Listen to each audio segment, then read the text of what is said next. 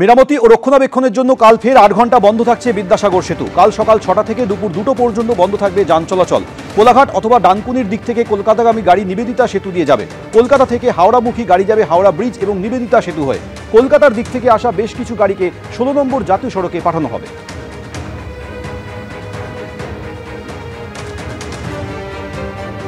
শত্রুর শত্রু এখন বন্ধু। আরাবুল ইসলাম, কাইজার আহমেদের নিশানায় শওকত মোল্লা।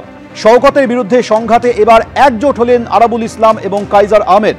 দলেরই বিধায়কের বিরুদ্ধে এক মঞ্চে ভাঙড়ের দুই প্রতিদ্বন্দ্বীকে পাশাপাশি দেখা গেল। ভাঙড়ের যৌথ সাংবাদিক বৈঠক করে শওকতকে হটানোর ডাক দিলেন। এলাকায় খুন, রাহাজানি, তোলাবাজির রাজনীতি করছেন শওকত মোল্লা। ভাঙড়কে অশান্ত করে রেখেছেন তিনি। এক সুরে শওকতকে নিশানা করে অভিযোগ করলেন দুই প্রতিদ্বন্দ্বী কাইজার আহমেদ এবং আরাবুল ইসলাম।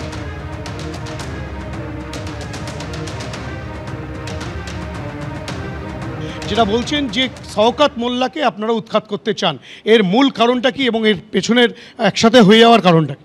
ভাঙড়ে প্রতিদিন প্রতিনিয়ত যেন একটা মানে সর্বত্র যেন অত কোথাও কারুর বাড়ি বোম পড়ছে, হয় কেউ মার খাচ্ছে, কেউ মিথ্যে কেসে জেল খাটছে, কারুর জমি দখল হচ্ছে, সর্বত্র অশান্তি। লাস্টে না পেরে ক্ষমতার এমন একটা স্তরেও পৌঁছে গেছে যে পুলিশ প্রশাসন ওনার কথায় উঠছেন আর বসছেন, যা বলছেন তাই করছেন।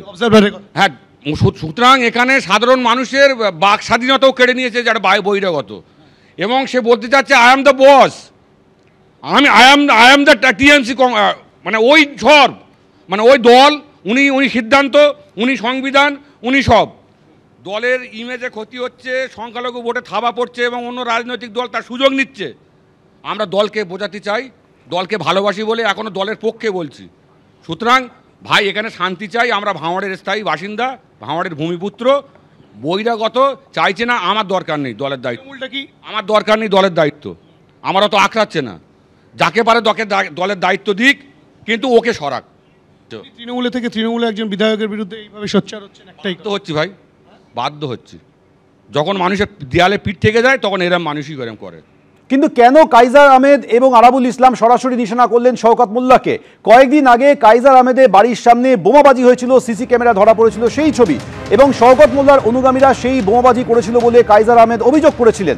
কিন্তু সেই অভিযোগ সরাসরি কয়েকদিন আগে শওকত মোল্লা অস্বীকার করেছিলেন। দেখছেন সেই মুহূর্তের ছবি, যখন গত ২৮ তারিখ কাইজার আহমেদ বাড়ির সামনে বোমাবাজির অভিযোগ উঠেছিল শওকতের বিরুদ্ধে। কি বলেছিলেন সেই সময় শওকত মোল্লা, শুনুন। ভাঙড়ের কালচারটা হলো এইটা যে ভোট আসলেই কিছু মানুষ বাজার গরম করার জন্য নেমে পড়ে। ২০২৩-এ যার কোনো ভূমিকা ছিল না, ২০২৪-এও তার কোনো ভূমিকা ছিল না, বরং বরাবরই দলের কোনো লাভ হোক সেটা তারা কখনো চায়নি। পুলিশ তদন্ত করলে সব বেরিয়ে আসবে তো, কারা ভাঙচুর করছে, কারা, ওটা কি পার্টি অফিস ছিল না প্রমোটিং অফিস ছিল, না ওখানে কি ছিল না ছিল, পুলিশ ফুললি তদন্ত করছে। সেখানে সিসি ক্যামেরাও আছে, পুলিশ তদন্ত করছে, নিশ্চিতভাবে বিষয়টা ক্লিয়ার হয়ে যাবে।